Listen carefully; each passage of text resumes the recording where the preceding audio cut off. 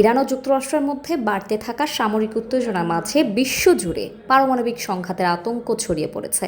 এই পরিস্থিতির ভয়াবহতা ইঙ্গিত দিচ্ছে আমেরিকার বিশেষায়িত E-6B মার্কারি বিমানের তৎপরতা। সাধারণ মানুষের কাছে যা প্রলয় দিবসের বিমান বা ডুমসডে প্লেন নামে পরিচিত। সম্প্রতি আন্তর্জাতিক সংবাদ মাধ্যম ও ফ্লাইট ট্র্যাকিং ডেটা বিশ্লেষণ করে দেখা গেছে, গত 28 ফেব্রুয়ারির পর থেকে এই বিশেষ কমান্ড বিমানগুলোর উড্ডয়ন উল্লেখযোগ্যভাবে বৃদ্ধি পেয়েছে। গত 2 মার্চ যুক্তরাষ্ট্রের আকাশে দুটি EB-6B বিমানের বিশেষ মহড়া শনাক্ত করা হয়।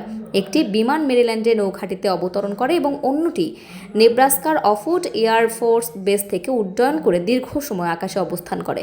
সর্বশেষ তথ্য অনুযায়ী একাধিক কমান্ড বিমান আটলান্টিক মহাসাগর পেরিয়ে পারস্য উপসাগরের দিকে অগ্রসর হচ্ছে।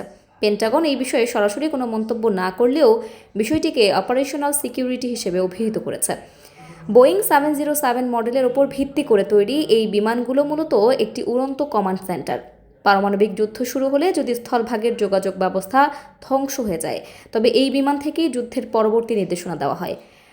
ট্যাকামো মিশন এই প্রক্রিয়ার মাধ্যমে পারমাণবিক সাবমেরিন, স্থলভিত্তিক ক্ষেপণাস্ত্র ঘাঁটি এবং স্যাটেলাইটের সাথে নিরবচ্ছিন্ন যোগাযোগ রক্ষা করা হয়। লুকিং গ্লাস অপারেশন এই মিশনের আওতায় বিমানটি সরাসরি আন্তঃমহাদেশীয় ব্যালিস্টিক ক্ষেপণাস্ত্র উৎক্ষেপণ নিয়ন্ত্রণ করতে সক্ষম। দীর্ঘস্থায়িত্ব 22 জন ক্রু নিয়ে এই বিমানটি টানা 7000 মাইল উড়তে পারে। আকাশের জ্বালানি নেওয়ার মাধ্যমে এটি টানা 3 দিন উড্ডয়ন অবস্থায় থাকতে সক্ষম। মধ্যপ্রাচ্যে মার্কিন ঘাঁটিগুলোতে ইরানের সাম্প্রতিক ক্ষেপণাস্ত্র হামলা এবং তেহরানের সাথে রাশিয়ার গোয়েন্দা তথ্য আদান প্রদানের খবরে উত্তেজনা এখন তুঙ্গে। এমন সংকটের মুহূর্তে ডোমসডে প্লেন সক্রিয় করার অর্থ হলো যুক্তরাষ্ট্র যে কোনো চরম পরিস্থিতির জন্য নিজেদের সর্বোচ্চ প্রস্তুতি গ্রহণ করে রেখেছে। প্রযুক্তিগতভাবে 80-এর দশকের হলেও আধুনিকায়নের ফলে E-6B মার্কারি এখনও মার্কিন সামরিক শক্তির অন্যতম প্রধান স্তম্ভ। পারস্য উপসাগরের দিকের যাত্রা বিশ্ব রাজনীতির সমীকরণকে আরও জটিল করে তুলছে।